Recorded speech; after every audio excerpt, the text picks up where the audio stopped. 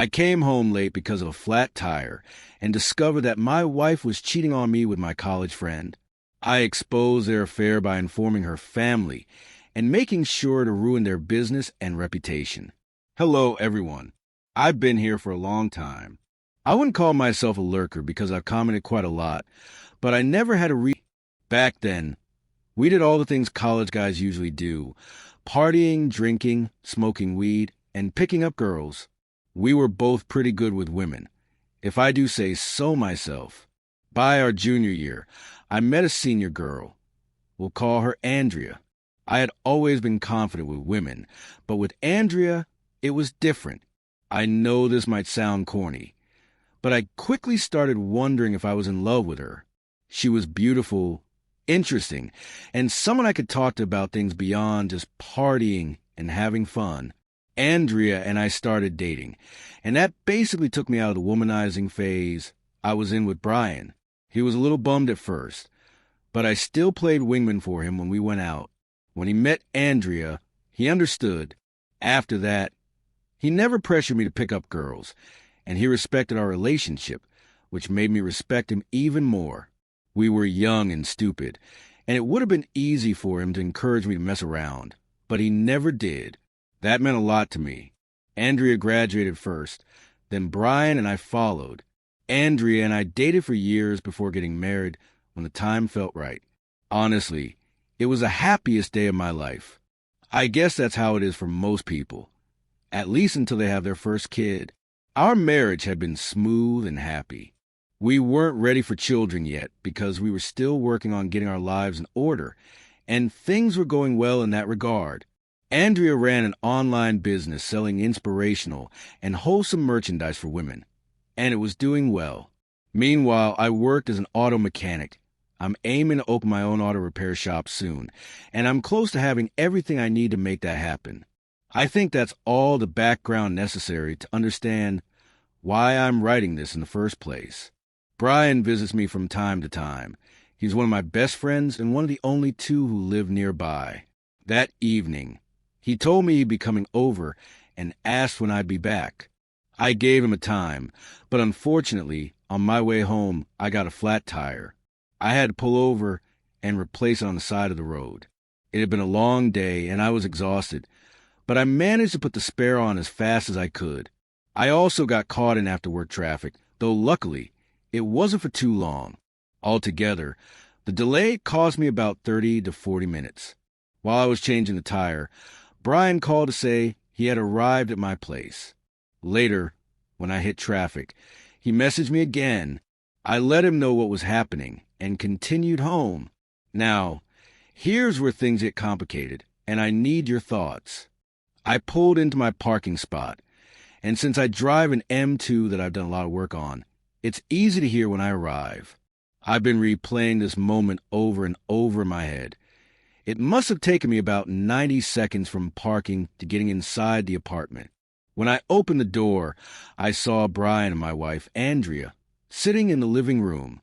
Everything seemed normal, but something felt off. This wasn't the first time they had been alone at home together, but it was probably the longest. Usually, it's never more than 10 minutes. Andrea greeted me like she always does, and Brian seemed cool, but I couldn't shake the feeling that something was wrong. Andrea looked slightly disheveled. Her hair was a bit messy. Not enough to be obvious, but just enough for me to notice. Now, that alone isn't what made me suspicious, but my gut feeling was screaming at me. I don't know why, but something felt off. The problem is, I don't have any real reason to believe anything happened. There's no history of this, at least not that I know of. But here's the thing, Brian is a cheater. He's been married for years, but he cheats on his wife all the time. I don't tolerate it, and I've even tried to return the favor he did for me back in college by encouraging him to stay faithful. But at the end of the day, he does what he wants. At first, he seemed guilty about it, but now he enjoys it without remorse. Before anyone judges me, I don't like this version of Brian. Every time we go out and he starts talking about other women, it pisses me off. But apart from that, he's still the same guy I've known since college. Cutting him off is harder than it sounds. That being said, as much as Brian cheats, there have always been certain limits. I know of at least 10 times he's cheated on his wife over the past 4 years, but some people have always been off limits to him. For example, he's made inappropriate comments about his sister-in-law, but always insists he'd never actually do anything with her. He's never talked about Andrea that way, but I would assume she falls into the same off-limits category. He's known her since our college days, and he's one of my closest friends. Still, I can't shake the feeling that something isn't right. I kept going in circles in my mind, wondering whether something had happened between them or not. I really couldn't tell. I didn't think Andrea would allow it, and I didn't think Brian would either, even if one of them was interested. I had always believed both of them were loyal, so giving in to temptation seemed unlikely. Still, I really wanted to hear other people's thoughts because I couldn't talk to anyone I knew about this. It just felt too embarrassing. When I walked in that day, they were acting strangely, and my wife's hair seemed messier than usual. I had known her for a long time, so I could tell something was off, but I wasn't sure what. Looking back on it now, it could have been a million things unrelated to cheating, but my gut feeling told me otherwise. Thanks to everyone who responded. A lot of people said there wasn't enough evidence to jump to conclusions, and I agreed, but I've learned to trust my instincts over the years. Reading all the stories here can make it seem like everyone is always cheating, which is fair, but someone pointed out that it's better to be safe than sorry.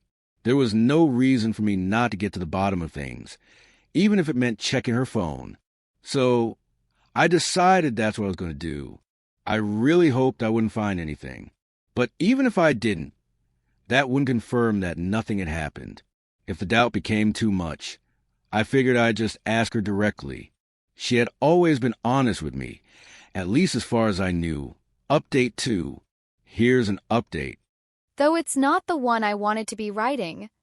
I'm really torn on what to do and I can't think straight.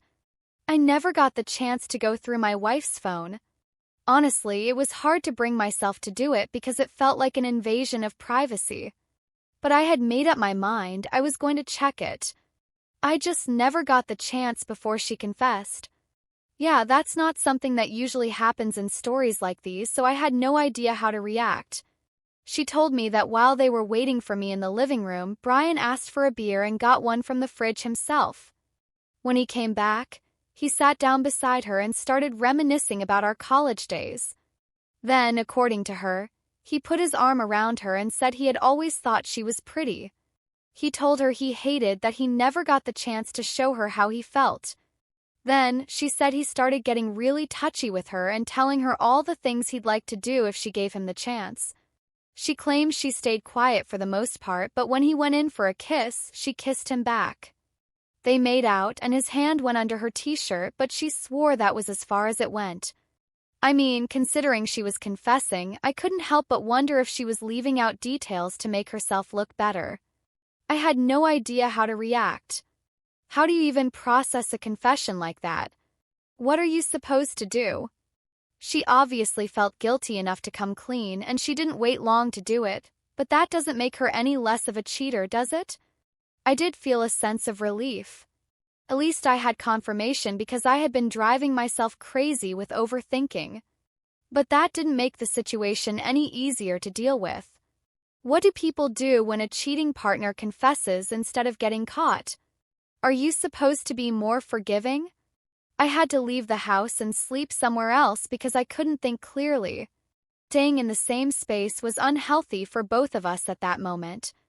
The next day, I thought about going home to talk, but I decided to confront Brian first. Maybe Andrea had already told him she had come clean, but I needed to hear his side and find out what was true and what wasn't. I had known Brian longer than I had known Andrea, but I also knew that he was a chronic cheater. That made it hard for me to give him the benefit of the doubt. I called him up and asked to meet at our usual bar. He didn't sound weird about it, so I didn't know what to expect. When we got there, we ordered drinks, and as soon as they arrived, I hit him with the question, "What happened between you and my wife that day?" I actually saw him freeze for a second when I asked. The first thing he did was apologize for betraying me. Then, he told me his version of the story, which was a little different from what Andrea had told me. According to Brian, when he arrived, he and Andrea made small talk at first. Then, she sat beside him and started touching him, lightly at first, then more deliberately once they confirmed that I was still stuck in traffic.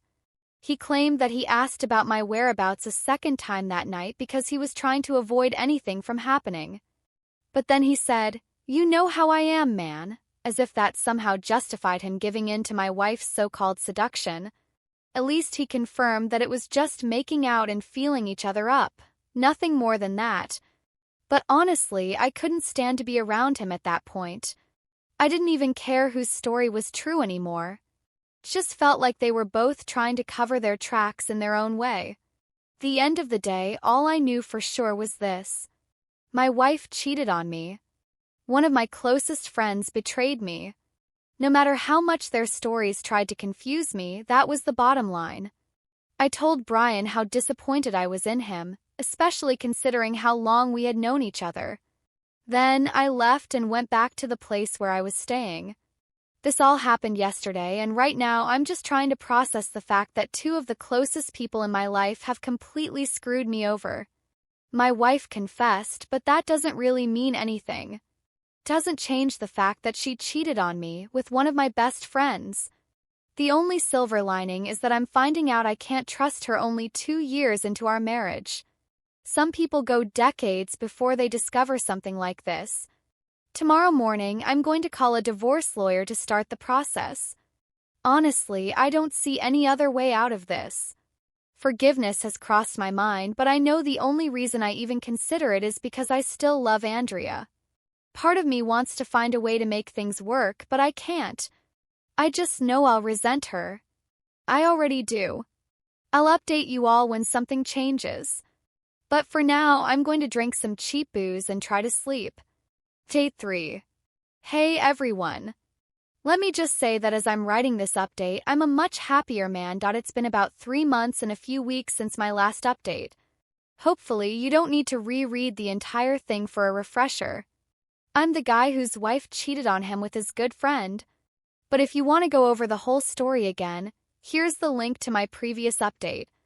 The last time I posted, I told you I was getting ready to find a divorce lawyer. Just like I said, the very next day, one of my other friends, someone I knew I could actually trust, gave me the number of a good divorce lawyer he knew. I called her up and arranged a meeting at her firm. She sounded like she knew her stuff. To be honest, I was clueless about the whole divorce process because very few people close to me have ever been through one. She explained everything well, and I made sure to pay her retainer within the week. Since I knew I'd be dealing with a lot of legal expenses, I figured it was best to get things moving as soon as possible. After that, I went back home. I hadn't completely cut off contact with Andrea, but I also hadn't been very talkative with her over the phone. When she saw me come back, she looked happy, probably thinking this was a sign that things were getting back to normal. I didn't make any intentional effort to mislead her, but I also didn't correct her assumption. She kept trying to act normal, cracking jokes like nothing had happened, but I remained stone-faced. One night, while I was sleeping on the couch, she came to the living room and apologized all over again. When she finished, I just nodded. She sat there for a while in silence before going back to the bedroom. Once my lawyer had the divorce papers ready, I served them to Andrea immediately. She looked shocked, which honestly pissed me off. I couldn't believe she was actually surprised. How is divorce an irrational response when someone cheats on their spouse with their best friend? She kept asking over and over if I was serious, if I was joking, and each time she asked, I got angrier. I barely responded beyond saying, "I want a divorce." What really set me off was when she said, "I made a mistake." I said I was sorry. Doesn't that mean anything to you? I was so close to losing it at that point. I had to remind her again that she and my best friend had both betrayed me. Her confession didn't change that. The fact that they didn't go all the way didn't change that either. But what sent me over the edge was when she started crying and said, "I wish I hadn't said anything." So basically, she would have preferred for me to stay ignorant. To keep hanging out with my backstabbing best friend and sleeping beside my cheating wife? No thanks. I walked out of the house again because I was afraid I'd say or do something I'd regret if I stayed. Not long after, the divorce process officially started. To be honest, things were looking pretty well stacked in my favor. I had been working on starting my own auto shop, and while things weren't moving as fast as I wanted, it was probably for the best. Andrea was still the primary breadwinner with her business, and my lawyer said I had a good shot at getting alimony, especially since I had chat records of her apologizing right after she confessed. I wasn't going to let the law take its course with her and let Brian walk away without consequences, because at the end of the day, no one forced anyone. They were both willing participants. And to me, cheating isn't a mistake. Honestly, the way Andrea and Brian acted, it was like accidentally putting salami in a sandwich instead of pastrami, except way worse. Both of them knew what they were doing was wrong. They just had the self-control of animals and couldn't keep their hands to themselves. I'll admit, I felt like a terrible person doing this. But I called Brian's wife and told her everything, not just about Andrea, but all of his cheating. I wasn't sure if she had no idea or just didn't realize the extent of it, but she actually started crying over the phone. She asked why I hadn't told her sooner, and the only thing I could say was, because I didn't know what it felt like. Eventually, she thanked me. I spent the rest of the day wondering if I had done the right thing. It made me ask myself, would I have rather stayed ignorant? But I realized the answer was no, and I hoped it was the same for her. Not even 3 hours later, Brian sent me an extremely long, expletive-filled text. And honestly, I just laughed. It wasn't a problem for him when he was making out with Andrea. It wasn't a problem when he was sleeping with countless other women. But suddenly, the consequences of his actions were too much for him to handle. Pathetic. I didn't even reply. There was nothing to say, and anything I did say would only piss him off more. I was getting the last laugh. Clearly. Spoiler alert. A few weeks ago, his wife moved out. As for Andrea, the divorce proceedings were actually pretty tame. I think it's because she knew she really screwed up and had no real defense. The evidence of her cheating put her at a huge disadvantage. Even her own lawyers seemed frustrated that she admitted to it. I guess they wanted her to deny everything. Since there was a sizable income gap between us, I ended up being entitled to alimony. Honestly, I didn't need it. I could get by just fine on my own, but I took it anyway. No way was I going to pass up an opportunity to hit her where it hurt. The apartment was the messiest part of the split. Neither of us wanted to move out at first. It was a rental, and the lease was up in a few months, so it wasn't a huge deal if I didn't get it. But again, I wasn't about to make things easy for her. Eventually, I let the apartment go, mostly because we live in a community property state, and her snake of a lawyer tried to argue that my car should be split too. Yeah, not happening. Losing the apartment didn't exactly make me more hospitable toward her, though once the divorce was finalized, I did what I had to do. I called her parents, her siblings, and a few other relatives. I let them all know that their sweet little girl and I were parting ways, because she was a hoe who almost slept with my best friend. I phrased it that way on purpose because, let's be real, they would have if I hadn't shown up when I did. Naturally, they were shocked. A lot of them tried to get me to reconsider, but I shut that down real quick. I made it clear that things were final. And then, for the cherry on top, I made a Facebook post. I tagged Andrea and let everyone know that we were no longer together. I didn't go into every detail, still not sure why I held back, but I did make it clear that she cheated. Andrea runs an online business selling clothes with inspirational quotes for young women. Real ironic. My hope was that my post would reach the right people and get amplified. The 5 people who actually saw her as a role model might need a reality check. At first, my post didn't get much traction, but as far as I know, it made it into at least 2 TikTok videos. Maybe it'll blow up more, maybe it won't, but I did what I could, and I'm fine with that. A few days after posting, Andrea called me crying. She begged me to take down the Facebook post. Supposedly, she had gotten DMs on her business Instagram asking if it was true. Someone even commented on her TikTok, exposing her. That's how the whole thing spiraled out of control. I don't think her business will die because of this, but at the very least, Her reputation took a hit. A few hundred people now see her for who she really is. And that's fine by me. Maybe I'll make my own TikTok account and have some fun with it. All I know is I finally got some satisfaction out of this whole mess. And that, my friends, is a win